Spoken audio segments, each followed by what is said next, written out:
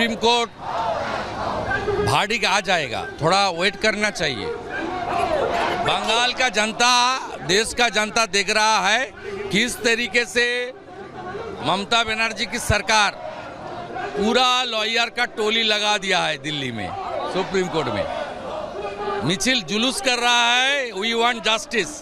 आज जस्टिस रोकने के लिए ममता बनर्जी का सरकार का जो कोशिश, वो लाइव व्यू में पूरा भारत देख रहा है।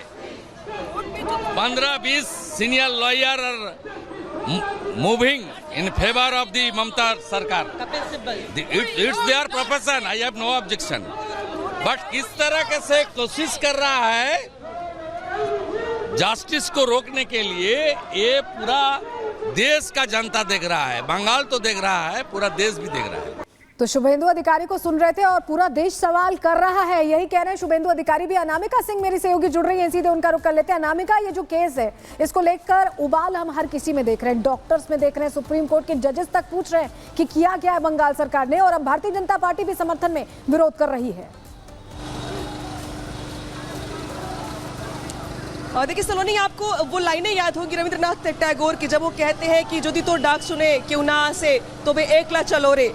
तो इसका मतलब यही कि जो स्थितियां विपरीत हुआ आपके, तो आपको अपनी बात मजबूती से रखनी पड़ती है। कलकत्ता की सड़कों पर भी कुछ ऐसा ही देखने को मिल रहा है, जहां पे देखिए मेरे दाएं हाथ पर या मेरे बाएं हाथ पर, जहां पर भी आपकी नजर जाएगी इस वक्त आपको सिर्फ और सिर्फ जो लोगों का हुजूम है अब वो दिखाई देगा। हालांकि यहाँ पे हर हाथ में जो आपको दिख रहा है बैनर दिख रहा होगा, उस पर वी वांट जस्टिस। आपको रूपा गांगुली से लेकर के शुभेंदु अधिकारी से लेकर के अवनीता पॉल से लेकर के तमाम जो बंगाल बीजेपी की लीडर्स है, चाहे वो महिला लीडर हो चाहे वो पुरुष लीडर हो, इसके अलावा जो आम लोग हैं, कलकत्ता के लोग हैं, जो बंगाल के लोग हैं, आज बंगाल की अस्मिता को बचाने के लिए अपनी आवाज को बुलंद कर रही हैं। एक तरफ मामला सुप्रीम कोर्ट में चल रहा है, लगातार सुनवाई चल रही है, तो वही दूसरी ओर बंगाल की सड़कों पर, कलकत्ता की सड़कों पर आज यहाँ पे हल्ला बोल चल रहा है महिलाओं की ओर से। और कम से कम मांग यहीं पर यह है कि जो आरोपी उसको फांसी दी जाए। कुछ लोगों के हाथों में यहाँ पे फांसी का फंदा देख पा रही हूँ मैं, कुछ लोगों के हाथों में यहाँ पे मैं हथकड़ी देख पा रही हूँ। तो यहाँ पे अपने अपने तरीके आक्रोश को जाहिर करने का,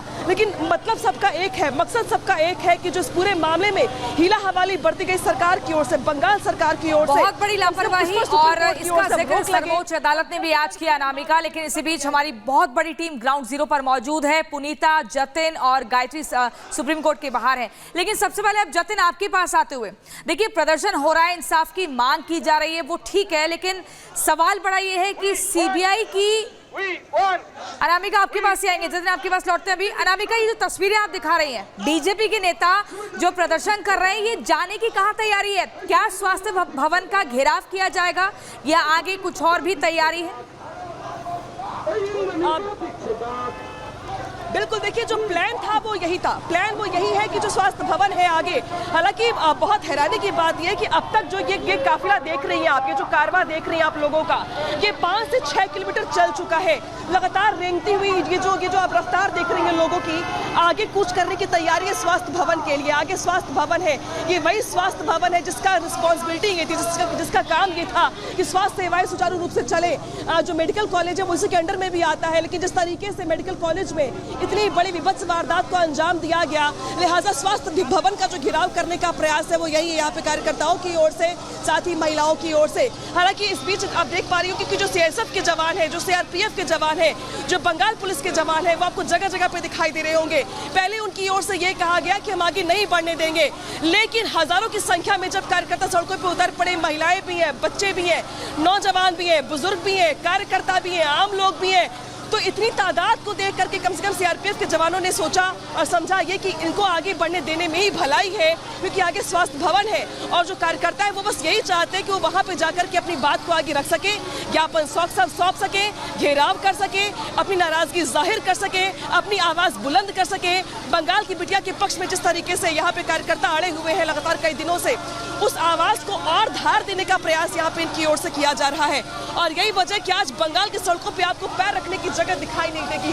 स्वास्थ्य भवन जाने वाला ये रास्ता है, लेकिन इस रास्ते पर अब बाकी जो सामान्य गाड़ियां चलती हैं उनको रोक दिया गया है, क्योंकि रास्ता है ही नहीं, जगह है ही नहीं, पैर रखने की भी जगह नहीं है। सर्विस लेन हो या फिर मेन रोड हो या फिर लेफ्ट या फिर राइट, आपको जगह जगह पे सीआरपीएफ जवानों की घेराबंदी के बीच यहाँ पे जो आम लोग देख रही है, जिनको आप बीजेपी के कार्यकर्ता है, वो सभी यहाँ पर पैदल चल रहे हैं। रूपा गांगुली हो चाहे अमृता पॉल हो, सभी जो महिला कार्यकर्ता, जो महिला लीडर्स हैं, वो भी 5-5, 6-6 किलोमीटर लगातार पैदल चल रही हैं। उनके साथ हम भी पैदल चल रहे हैं, आगे बढ़ रहे हैं, क्योंकि आगे स्वास्थ्य भवन है और इन लोगों का जो अंतिम पायदान होगा इस प्रदर्शन का, वो स्वास्थ्य भवन ही होगा, जहाँ पे ये प्रदर्शन रुक जाएगा, स्वास्थ्य भवन का घेराव किया जाएगा। हालांकि देखना ये होगा, क्योंकि बंगाल पुलिस की ओर से कहा गया कि स्वास्थ्य भवन आपको नहीं जाने देंगे, तो चूंकि स्वास्थ्य भवन आगे देख रही हैं आप, किसी मेट्रो स्टेशन के आगे है, तो ऐसे में आगे जा पाएगी टीम, जो कार्यकर्ता है वो जा पाएंगे, नहीं जा पाएंगे, ये सवाल बना हुआ है, क्योंकि स्वास्थ्य भवन का घेराव करने के लिए जो है 2-3 चौराहे हैं जो लगते हैं वहाँ पे।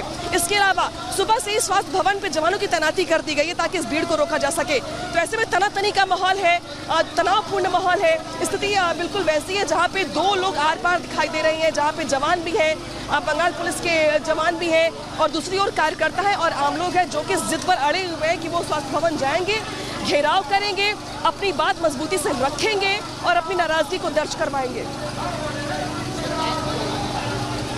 तो तस्वीरें आपको लगातार दिखा रहे हैं जिस तरीके से, और सीधे रुख करते हैं हमारे सहयोगी जतिन का, क्योंकि जतिन भी जुड़े हैं हमारे साथ कोलकाता से ही।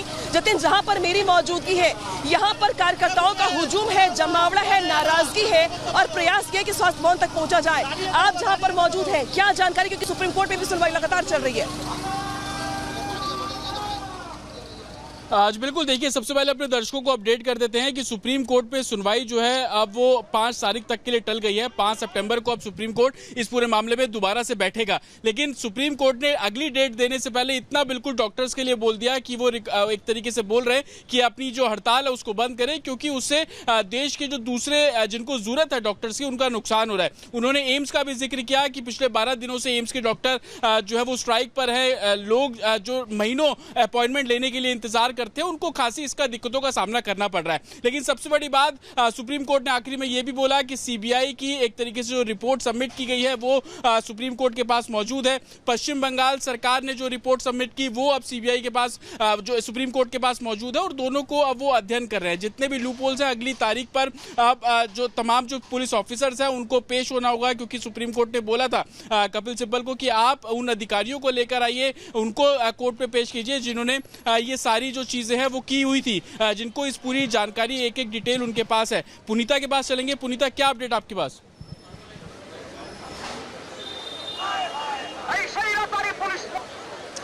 बिल्कुल, देखिए लगातार जतिन और अनामिका तस्वीरें जो हैं वो पहुंचा रही हैं, और साफ तौर पर जो आक्रोश देखने को मिल रहा है, यही आक्रोश इस वक्त जो है पूरे देश में देखने को मिल रहा है, क्योंकि इंसाफ की मांग हो रही है, न्याय की मांग हो रही है। लेकिन आज देखिए सुप्रीम कोर्ट में सुनवाई हुई, सुनवाई खत्म हो चुकी है। डॉक्टरों से जरा बातचीत कर लेते हैं, क्योंकि वो सुनवाई को जो है बड़ी गहनता से सुन रहे थे। उनसे जान लेते हैं कि जो कुछ कहा गया है उस पर उनकी क्या प्रतिक्रिया है, क्या कहेंगे, क्या कहेंगे? क्या? हाँ। और जो रेजिडेंट डॉक्टर्स हैं उन्हें ये कहा गया है कि आप काम पर लौट जाएं। हाँ। लेकिन हम लोग काम पर नहीं लौटना चाहते। हम लोग का भी मीटिंग चल रहा है आपस में, अपने कॉलेज में और बाकी के कॉलेजेस के साथ भी। हम लोग चाहते हैं जब तक जो जुर्म किया है वो जब तक पकड़ा ना जाए तब तक हम लोग शुरू नहीं करेंगे। जो रेसिडेंट डॉक्टर्स है वो भी नहीं चाहते कि वो अपने काम पे लौट जाए। आपकी सुरक्षा को लेकर सुप्रीम कोर्ट की तरफ से कहा गया है कि प्राथमिकता है, राष्ट्रीय प्राथमिकता है, वो सुनिश्चित होगी, सुरक्षा सुनिश्चित होगी, फिर काम पे सुरक्षा आ जाएगी। कल रहेगी कि नहीं इसका गारंटी कौन लेगा, है ना? कल फिर से दोबारा ऐसा हो सकता है, और दोबारा किसी के साथ अगर होगा तो दोबारा हम लोग सिक्योरिटी का बात करेंगे। जो लोग क्रिमिनल है उनके बारे में कोई बात नहीं करेगा, उनको पकड़ने के लिए कोई कदम नहीं उठाएगा। तो हम लोग का प्राइमरी वही है कि उसको पकड़ा जाए, उसको सबसे ज़्यादा से ज़्यादा सबक मिले, ठीक है? ये तो सेकेंडरी आता है कि सिक्योरिटी एंड ऑल, ये सब तो होना ही चाहिए, होगा, ये सेकेंडरी है, सबको पता है कि होना चाहिए। लेकिन जो अभी भी सरेआम घूम रहे, ठीक है, हम लोग को सोच के डर लगता है। हमारे जो फीमेल स्टूडेंट्स है या फिर बैचमेट्स हैं, उनके बारे में हम लोग को सोच के डर लगता है। वो लोग घर से आ नहीं सकते डर के मारे, तो उनके बारे में सोच के हम लोग सोचे कि नहीं, हम लोग काम पे नहीं लौटेंगे, हम लोग प्रोटेस्ट जारी रखेंगे जब तक जो अभी तक खुलेआम घूम रहे हैं उनको पकड़ा जाए। तो जो आरोपी है उसे पकड़ा जाए, ये मांग सुप्रीम कोर्ट की टिप्पणी आप लोगों ने सुनी, क्या कहेंगे? जो टिप्पणी की गई है, जो बातें कही गई है, क्या उससे संतुष्ट हैं? और काम पे लौटने के लिए कहा गया है, क्या लौटेंगे? नहीं, देखिए, जो हम एक्सपेक्ट कर रहे थे सीबीआई से, उतना के सामने तो नहीं मिला। पता नहीं क्या कोर्ट में उन्होंने जो खाम में दिया है वो क्या होगा एनवलप में, वो तो पता नहीं। लेकिन हाँ, हम जस्टिस के लिए अभी तो लड़ेंगे। और जो सीजोर के बारे में उन्होंने कहा, तो स्पेसिफिकली जो एम्स के जो डॉक्टर्स को वो धमकी दे रहे थे कि अगर वो नहीं ज्वाइन करेंगे वो एक्शन लेंगे। तो कोर्ट ने भी कहा है, वो उन लोगों ने ज्वाइन भी, मतलब कुछ डॉक्टर्स ने ज्वाइन भी कर चुकी है ऑलरेडी। तो एक्शन तो नहीं लेना चाहिए। सीधे इंसाफ की मांग करते हुए यहाँ पर नजर आ रहे हैं फिलहाल।